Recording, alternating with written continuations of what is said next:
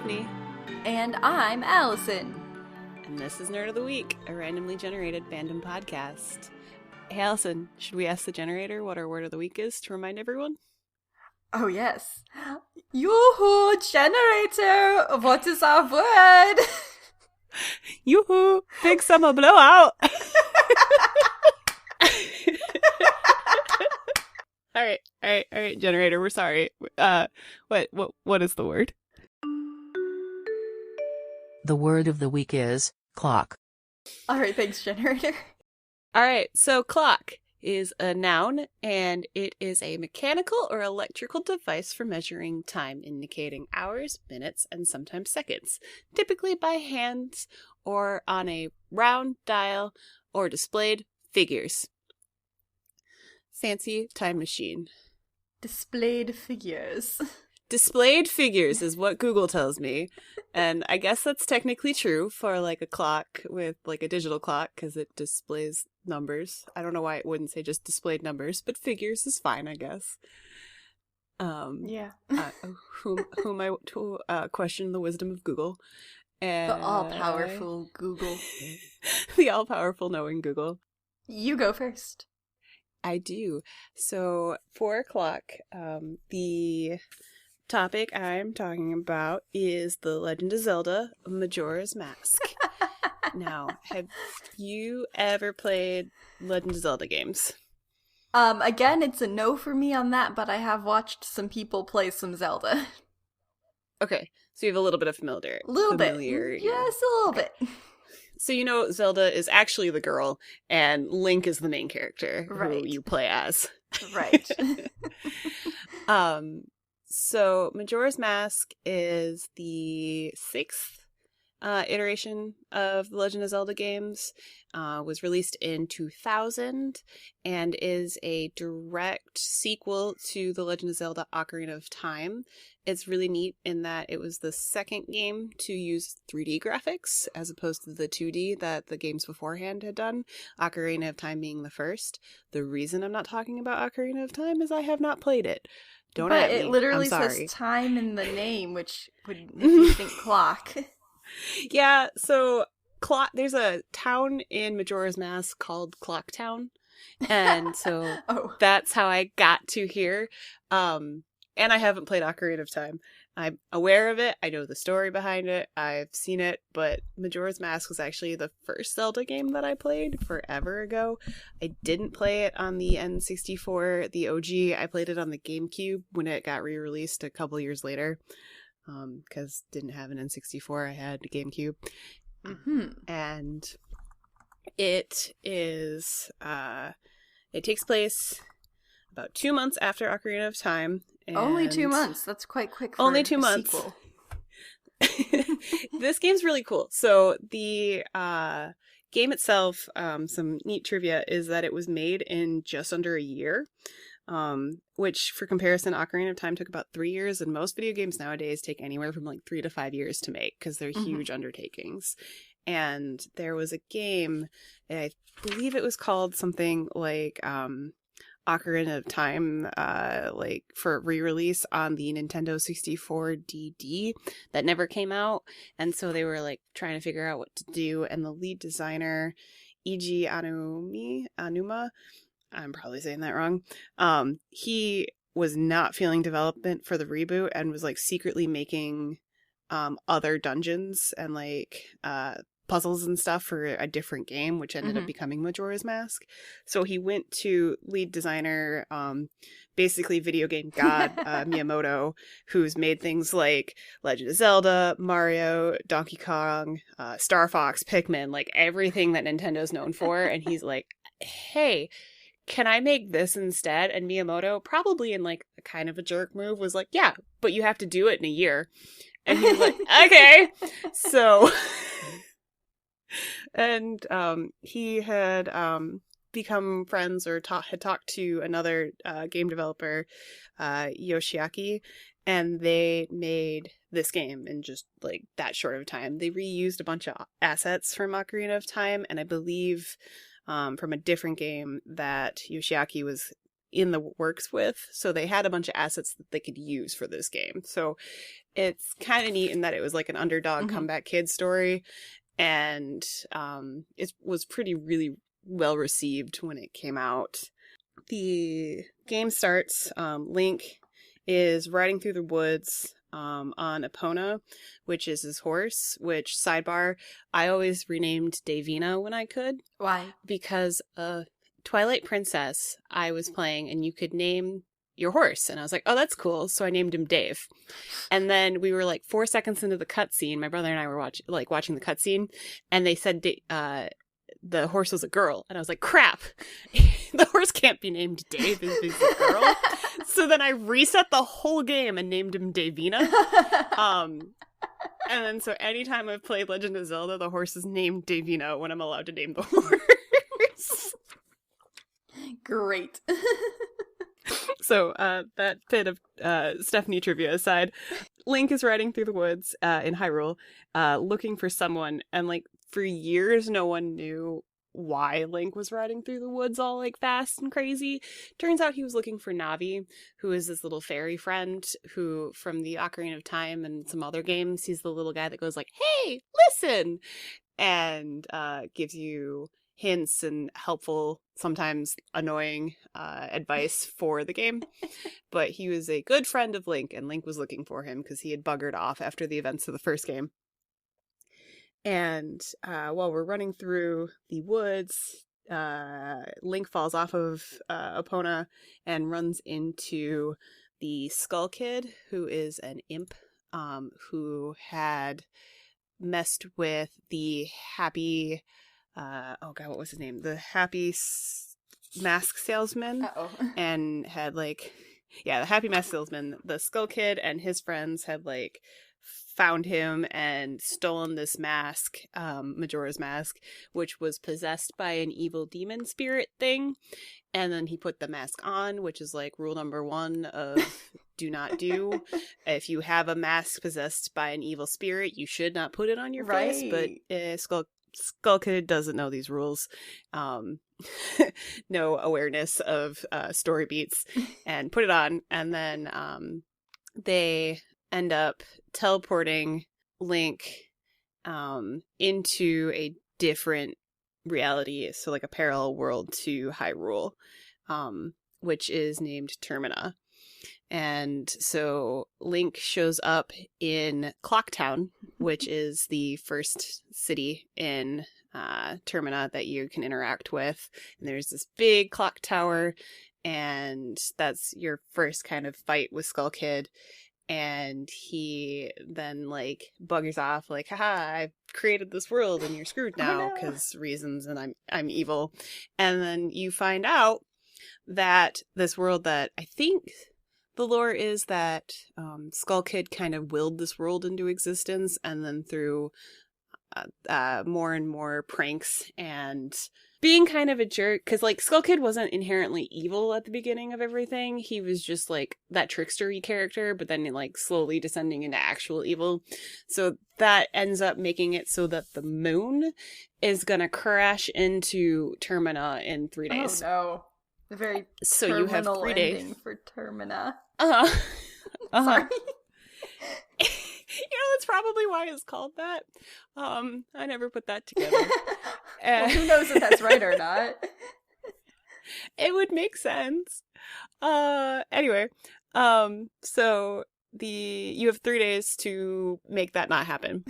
So, you know, the clock is thanks ticking. For saving the world. The clock is ticking. Thanks for saving the world, Link. Get to do it again, and you have 3 days to do it. And the entire town of Clocktown is just pretending that it's not happening. And he's like, but the moon is getting closer every day. But that's cool. Don't pay attention. So, Link goes on a very fast epic adventure to try to stop this from happening. The ocarina is an instrument that Link plays, and it's a magical instrument, and he learns various songs throughout both Ocarina of Time and Majora's Mask that will do things like magical, like there's the Song of Epona that will call the horse to come back to you, or like the Song of Time that you can throw yourself back in time. So you don't actually have 3 days. You have as much time as you need. You can jump back to the beginning of that time. But anything that you do when you start, so if you like talk to a bunch of people, convince a bunch of people that something's happening, you go back in time 3 days, and then you have to do those things over again. So it's figuring out what order you need to do things, and you don't get to bring a lot of stuff back with you, except for like... So it's kind of like learning how to speedrun it? Basically, yeah. Well, in the game already? Mm-hmm, yeah. And you get... there's the 4 different kingdoms that are pretty standard with most Legend of Zelda games. There's the fish people, the Zora, the rock people, the Gorons, the bird people, the Rito, and then the humanish people, the Hyruleans. And you have to like go around and solve quests and puzzles and things like that to, basically you're trying to unlock the 4 giants who will help you stop the moon from crashing into the planet. And you can only bring back like masks and like specific items. You don't get to bring back everything with you every time you jump back, but every time you do, you have a little bit more to help you go faster and get the things that you need to finish up and hopefully stop the moon from crashing into the planet. All right. Yeah, so that's kind of the broad overview of it. And Clock Town is the first place that you go, and the obvious reason why I picked this with the word clock, it was exactly what jumped into me. There's this big, like, super ornate clock that's right in the middle of town. It's the biggest town in Termina and consists of, like, 4 different sections that you will slowly explore throughout the course of the game. And there's different puzzles that you have to do, and it is commonly referred to as like the denial area. So Majora's Mask has been connected to the 5 stages of grief. I don't know if that was intentional or not, but it does kind of hit. This is one of the darker games of The Legend of Zelda, but it parallels, that was a word, I'll do it again, parallels to the 5 stages of grief really, really well. Okay. Where Clock Town is straight up denial. They can literally see the moon getting closer, and they're like, we're gonna have the Carnival of Time and just pretend nothing's happening. And then you go to Woodfall, which is considered to be like anger, where the Deku King is just like real angry and lashes out at you or the people around him because of the situation. And I believe he lost his daughter too, so he's just really grumpy. And then Snowhead is considered bargaining. There's a ghost there that basically like begs Link to revive him. And then the Great Bay is Depression, where you meet Lulu and she's missing some eggs that are her children, and she just is really sad all the time. And then there's the Ikana Valley, which is Acceptance, where Link finally like moves on from this place once you've gotten the 4 giants to stop or try to stop the moon. And so there's some parallels that I think are more people looking into it after the fact, because this game was developed in a year. So there's probably some things that they did. I don't want to take all the credit away from the designers, but it's a classic for a reason. It isn't the happiest, brightest story. Like, the moon does inevitably crash into the planet even after you do everything. The 4 giants that you unlock from the 4 regions of Termina are able to stop the moon for a while, but the mask, being evil, manipulates Skull Kid to the point where I believe the mask, like, goes into the moon and then becomes the moon, which is way more powerful than a little kid. And and then you have to fight Majora in his like big scary bestial form, and then when you defeat him, the moon goes back to its place and the giants go back to sleep, but you have to move on. You never do find Navi in this place. Oh. which is why you showed up where you were running around looking for. But I don't think Navi's on Termina. I think he's in Hyrule somewhere, and this just happened to be like unfortunate circumstances that happened after the fact. I But see. Okay. and then you do find Epona though, because you lose Epona at the beginning, slash Davina at the beginning of the game, but you do find her by the end of the game, and so she makes it. She gets to go home with you, so everything's cool. Oh, good. That's all very good. That's all very good. It. How many more games were made after this one? Like, does the story of this continue on? So the Legend of Zelda timeline is wild. There is like two kind of different timelines. There's Kid Link and there's Adult Link timelines. And so I don't think there's a direct sequel of Majora's Mask, but Link is considered the hero of time. There is the Triforce that is the power, courage, and the other one that I'm forgetting off of the top of my head. But they're like the three like corners of this world and the deities, and usually that's represented with Link, Zelda, and Ganondorf. And it's their perpetual struggle for control and acceptance and figuring each other out, and like they can never get along because one, The Legend of Zelda is a moneymaker for Nintendo, and two, it's a more interesting narrative. Many people, and there's many YouTube videos, and they will try to figure out like where everything fits in the timeline and what Link has experienced based on what other events and what other things are present in there. There's like different characters that only appear in like some of the timelines, and there's like 2 branches, maybe 3 now. And so there's not a direct sequel, but like all of them are very linked to each other. They're either like multiverse situations, or Link has now, there's like a branch in the reality, and so now this is what would happen if this had happened, kind of thing. And so it's an exploration of like Zelda, Ganondorf, and Link's relationship. Ganondorf usually being the big bad guy. He's the big like orc looking guy. Who he is sometimes depicted as a pig and sometimes depicted as just like a really big dude. So there's this warrior race of women known as the Gerudo, and they're almost always women, like forever, and they're in the deserty area. And Ganondorf is the first male Gerudo in a long time. And so unfortunately he's evil. ? Which, oh no. I think Breath of the Wild and then the next one that's not out yet is looking to explore a little bit more, because we haven't really done a lot with Ganondorf other than him being like this big scary entity, the big evil bad guy, or like some sketchy deity that's trying to just destroy the world or take over the world or imprison the world in some capacity. And so all right, I think they're doing that like explore the villain backstory a little bit more with the newest games. But okay. Yeah, so, and Breath of the Wild is a beautiful game, and I'm super excited for the sequel to that. And like I have a soft spot for these games. Link has always been one of my favorite characters. Zelda, who you don't usually get to play as, except for some like really concerning old like 2D games that are not really playable.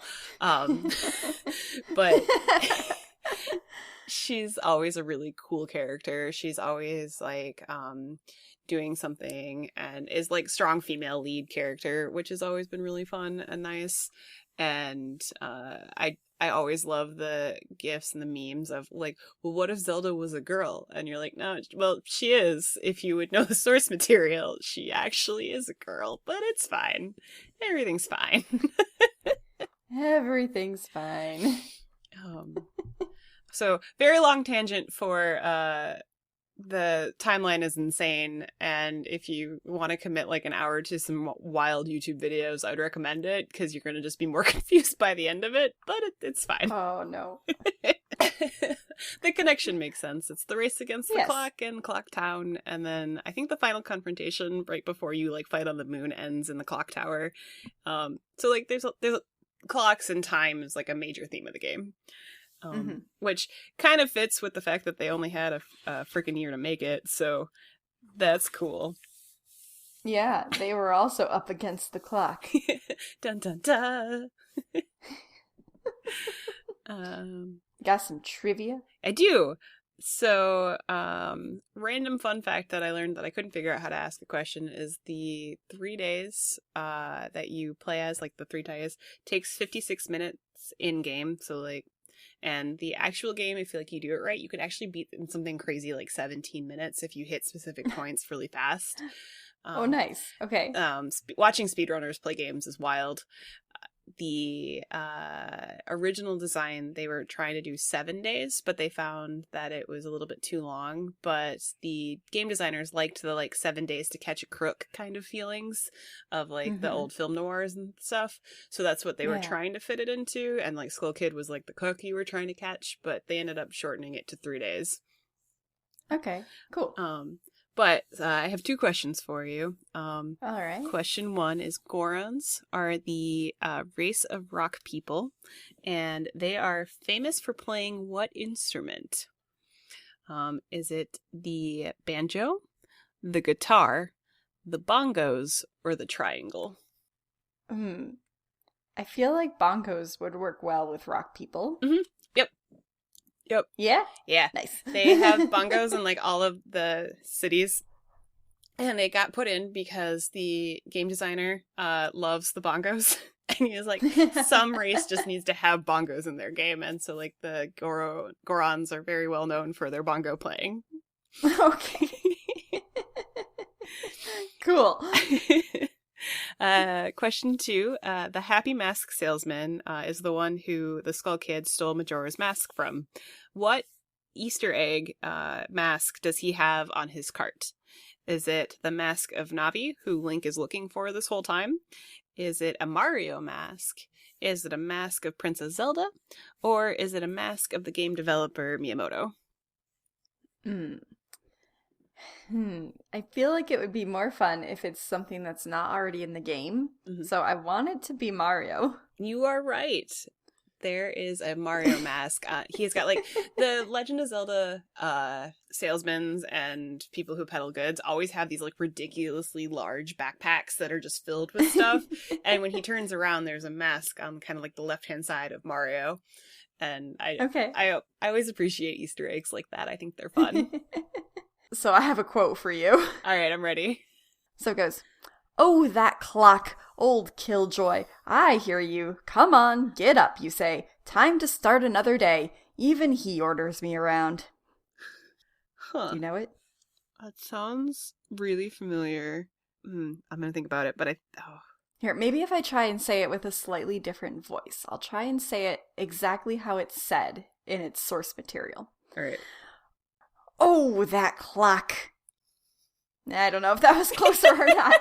That's all I'm going to read like that. I think I know. I will get to it at the end, but I think I have a good idea. All right, good. Okay, well, let's just solidify that in your mind. Yeah. But here we go. And listener, tweet at us. With my next thing. Hang on. Oh, hang yeah. on. Sorry. Tweet at us. Yeah. Tweet at us. What's Allison's quote? Also, just tweet at us about what you would talk with at about clock. We have a Twitter, and it's at Nerd of the Week, and you can hashtag at NOTWP, because Nerd of the Week podcast, because NOTW, the hashtag shows up for Name of the Wind, which is a book apparently. That's fine. NOTWP or hashtag Nerd of the Week. So, and we can chat with you. We'd love to. All right. Now that I've finished stealing our hashtag. Come rude. On. So rude. Okay. Now that I've hijacked Allison's beginning start, she can go now. No, that's okay. Here we go with what I brought. I hope you're familiar with this movie. It's called Bill and Ted's Excellent Adventure. Ooh, I am. Okay. I've only watched... You don't sound as familiar as I thought you'd be. No, I've only watched it once a long time ago, and it's been a minute. Okay. All right. Well, interesting. Good. I'm glad that you at least have some knowledge of it. So this movie was made in 1989, so it's a real classic at this point. It did quite favorably in the box office. When they were writing it, they're like, this could either like be a hit or people will absolutely hate it, and people really liked it, so that was lucky for the producers. Mm-hmm. It stars as Bill S. Preston Esquire, is played by Alex Winter, and then Ted Theodore Logan is played by, of course, Keanu Reeves. The man, the myth, the legend. Yes, indeed. This was like kind of probably his first big thing almost. Mm-hmm. It's really the thing that like put him out as a popular actor. And then there's quite a large cast, I would say, and just another notable person is George Carlin as Rufus, and we'll get into who Rufus is in just a second. Apparently the original concept for the characters was that they're kind of like unlikable, unpopular, like bullied by everyone kind of guys.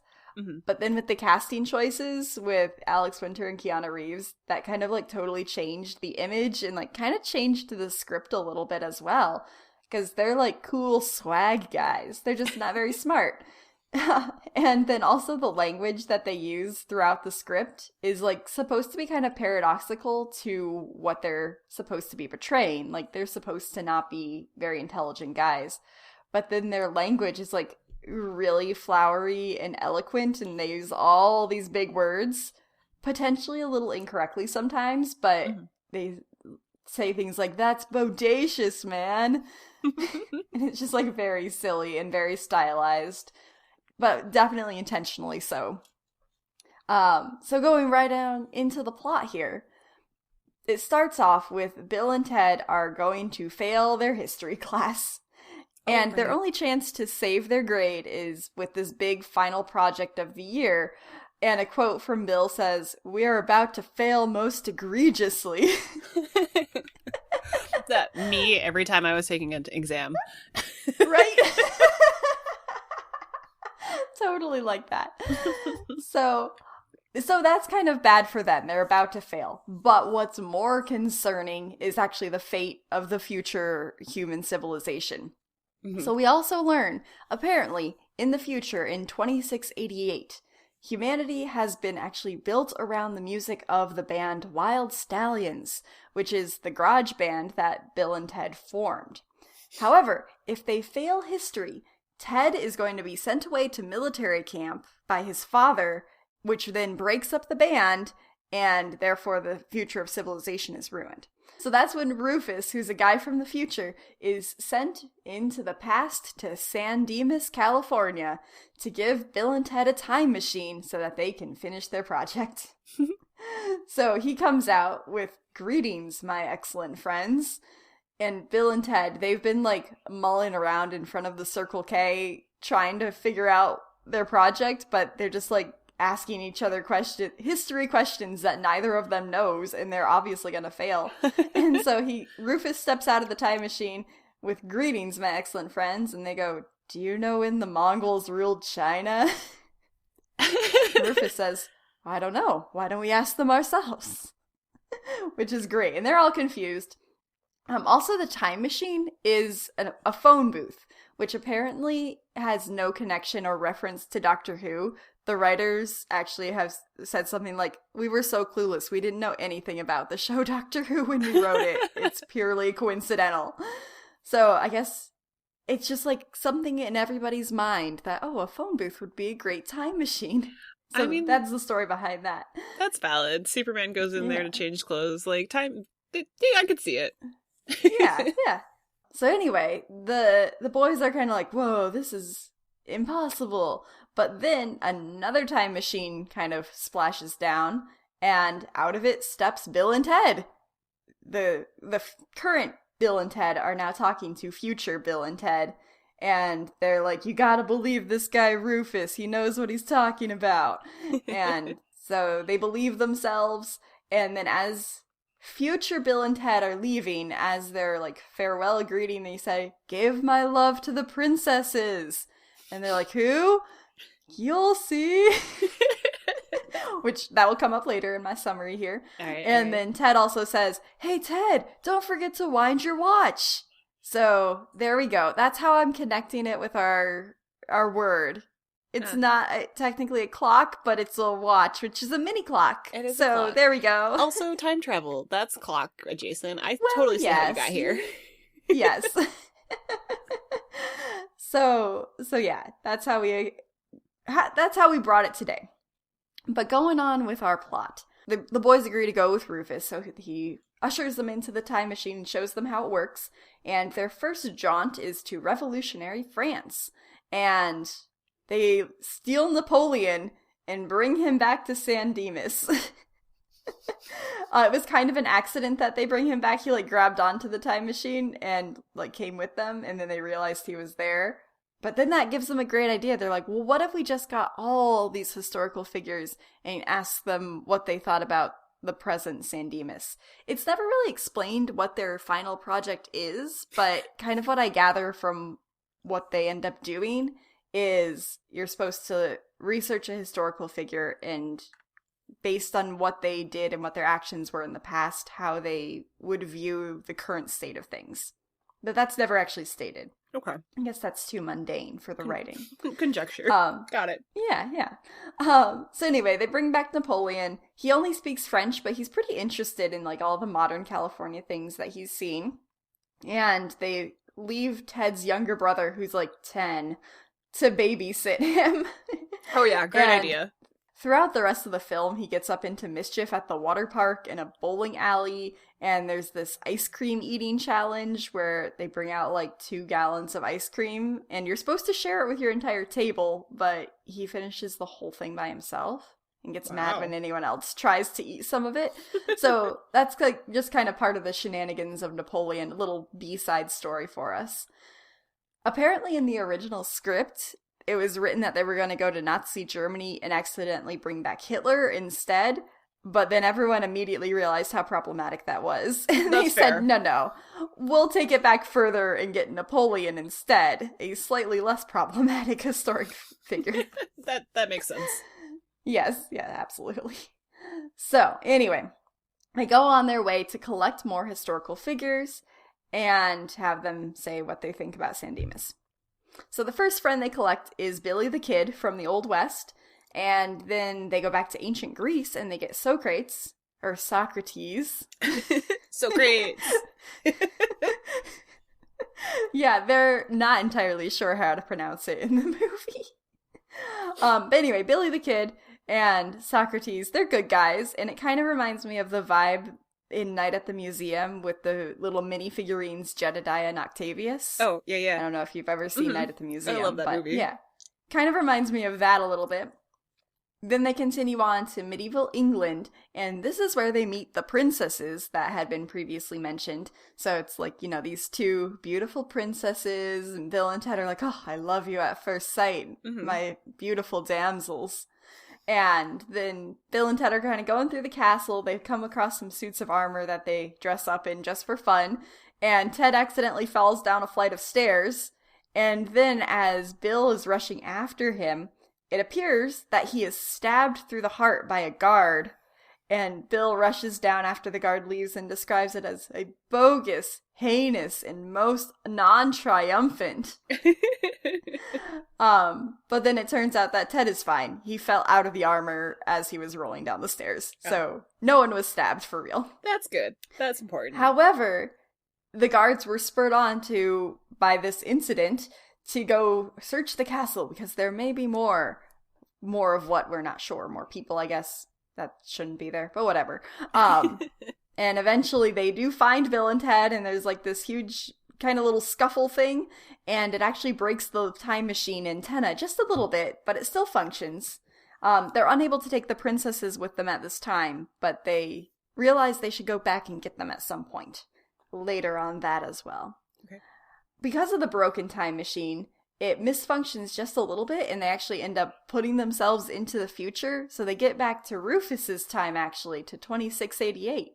And they meet with, the Supreme Council with the most important people, is what they're called.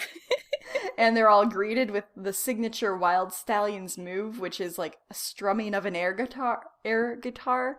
And there's this really, chill, cool music in the background that's apparently Wild Stallions music. Okay. they're like, wow, this place is awesome. We're going to really make sure that we pass our history exam. So we're going to get extra credit. So they're going to get even more historical figures. And all this time, the time machine is just kind of limping along. Like, it's progressively getting more and more broken. Mm-hmm. And they collect more and more people. And it's amazing that they all fit into this little phone booth. So the first people that they go get Sigmund Freud, Beethoven, Joan of Arc, and that's kind of a fun scene because she's like kneeling with her sword and everything, like being all religious, and then they kind of come down in this beam of light and reach out their hand to her and like bring her into the phone booth, and it's like this very like mystical scene for just a hot second there with her. Uh-huh. Then they also get Genghis Khan and Abraham Lincoln. So that is our full cast of historical figures. And now they're all stuck in the time machine. It's really not functioning well, and it accidentally takes them back to prehistoric Earth.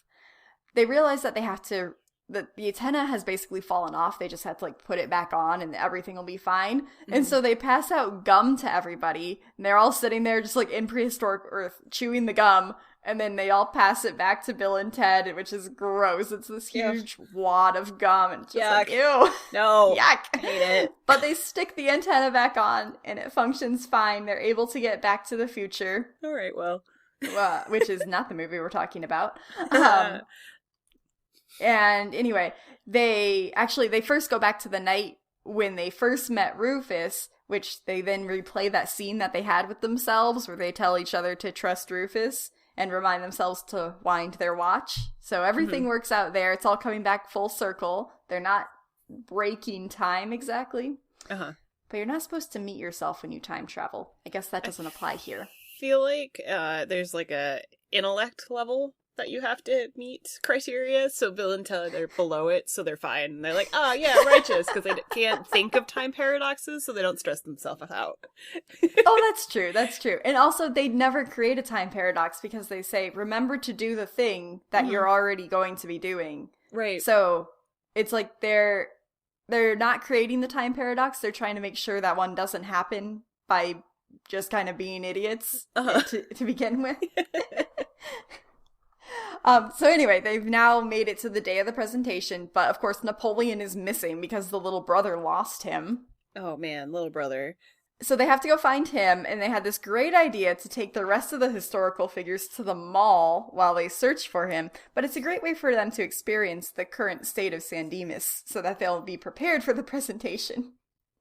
And while they're there, like, all of the different characters find something that they really like. So, like, Genghis Khan goes to a sporting goods store and, like, starts tackling all the little wrestling mannequins and things like that.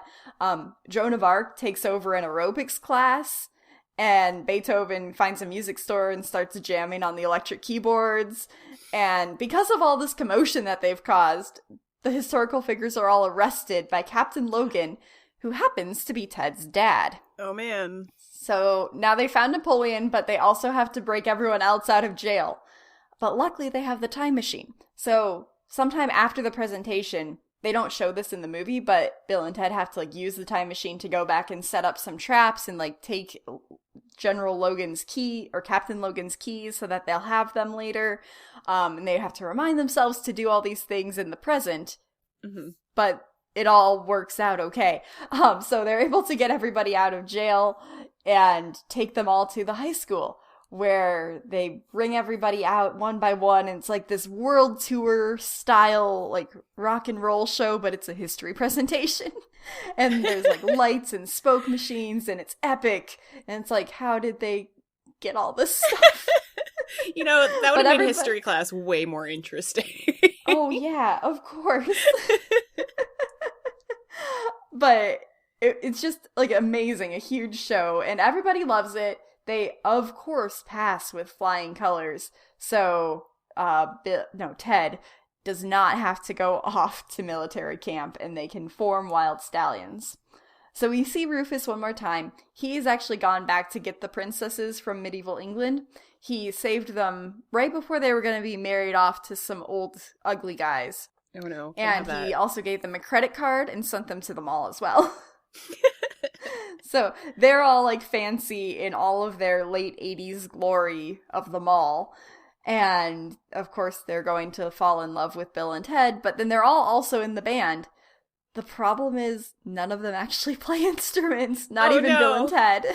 Oh, like oh, no. This time all this time they just like had in their mind like we're going to start a band, but first they have to learn how to play the guitar. If that's not a whole mood, I don't know what is. Right? Have a plan but literally cannot execute. But Rufus like says to the camera like, I promise, they do get better. Which we know because they did visit the future and they had their epic music in the background. It was good. And they made a religion out of it, so it's fine. Yeah, exactly. So everything's fine.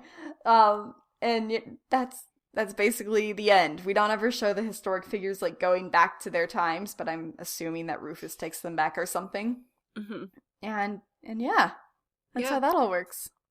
Yeah. That's kind of a short summary, but it's a good movie. It's a good laugh. Yeah, I've heard good things. I know Keanu Reeves loves the series, and are they making like a remake? Or they made a remake? Or a sequel that came out or is coming out? Yes. Absolutely. That's part of my trivia questions. Oh gosh, okay, alright. No, that's okay. Do you want to go into trivia right now? Sure. Okay, so the first one is, what is not a name of a sequel movie? There's actually 2 sequels that have come out. Oh, okay. So, which of these is not one of the names? Okay. A, Bill and Ted's Bogus Journey. B, Bill and Ted's Radical Holiday. And C, Bill and Ted Face the Music. The first one. Bogus something. Bogus Journey. No, that is one. That was actually the first sequel that they made. It came out just a few years after the first one. Okay. And then we didn't have another sequel until it was, I think, last year or like late 2020 when Bill and Ted Face the Music came out. Yeah. And I knew Face the Music was the newest one. Yeah. I've not seen that one, but I've heard people liked it, I guess. Okay. But yeah, that was actually the 3rd installment of the series. Right on. I didn't know there was a second one. Yeah, I don't know if Bogus Journey received as high reviews as the first one did. But anyway, Radical Holiday is not one of the titles. Well, it could be. It could, yes. Okay, so next one. I mentioned that Napoleon wins the ice cream eating contest. Mm-hmm. And what do the waiters chant at him as a result of winning the eating contest? Okay. Is it A, Piggly Wiggly, Z, Ziggy Piggy, C, Ice Pig, or D, Piggy Wiggy?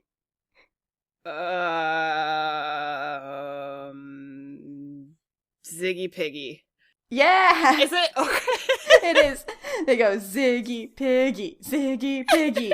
And it gets faster and faster and then ends with them oinking at the end. Which I'm not going to replicate on this sound format. Yeah, no, that's fine. I understand. Yeah. That was guess.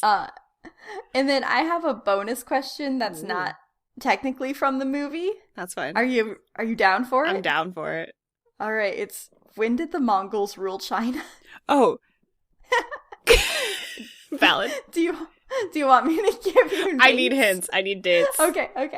So these are in order of chronicity, not anything else. So the first one is 10 BC to 1129 AD. The next is 1279 to 1368, 1675 to 1843, or 1852 to 1900. I think A is too soon. I'm gonna go with B in like the 1200s. Yeah. Woo! That's when the Mongols ruled China. Yeah. Because that is never answered in the movie. They do not say. Oh, that should have been like a stinger at the end of the credits or something. I'm learning that information. Yeah. Anyway. Anywho's it. That's all I brought for us this week. Well, I enjoyed it greatly. It's, like I said, I think I saw it more recently than I actually would care to admit, because I had like never seen it before, and a friend of mine really liked it. And so I watched it a couple of years ago for the first and only time. I remember liking it. I just Mhm. don't remember much about it, other than the be excellent to each other. Yes. I didn't even include that in my summary. But yeah, that's like the tagline. Yeah, the quintessential quote. All right. Do you know where that quote's from? Oh, yeah. I'm pretty sure it's Cinderella, right? Yeah! Yeah! We need to be keeping a tally of how often we get these quotes right, because I think you got my last one correct, and I don't remember if I got yours correct last week. You got mine right, because it was Duck from Blazing Saddles. Oh yeah, that's right. Yeah, I will make a tally so that we have a running who's gotten which one's right. All right. In case you're curious, listener, want to keep score at home. Perfect. I don't think anyone cares. Nope, just us, but that's okay. That's okay. Speaking of that, listeners, could you pretty please share our podcast with a friend or two? Yeah. That's how podcasts grow. So if we made you sensible chuckle or shout furiously at some information that we may have quoted, yeah, let someone else know so that they can also feel the feelings and enjoy this podcast. Yeah. Feel the feels. This podcast will continue. We will have more words, which the generator is going to tell us one of right now. Yeah, generator, what's our next word? The next word is fairy. Cool, thanks, generator. Thanks. So we had vampires and now we have fairies. Fairies. Ooh. I wonder if there's something that gets all... Well, no, yours that you brought for vampire kind of had fairies in it too. It did. And Zelda just had fairies Zelda in it. just had... I have a lot of media with fairies in it, apparently. I'm gonna have to sift through and pick one. Now, I have a media off the top of my head that has pixies. I feel like that's valid. Yeah? Okay. Yeah, I think that's fair. I might bring this thing that I'm thinking of. We'll see. All right. Sounds good. So we'll hear about it on our next episode in 2 weeks. Join us once more. Join us once more and listen to the nonsense that is Allison and I running a podcast. With that, I've been Stephanie. Nonsense. It is nonsense. I've been Allison. And this has been Nerd of the Week. Remember, complete and utter nonsense. Yeah, complete and utter nonsense. It's our new tagline. Play word association with the random word generator and spew random nonsense at each other. Goodbye. Bye.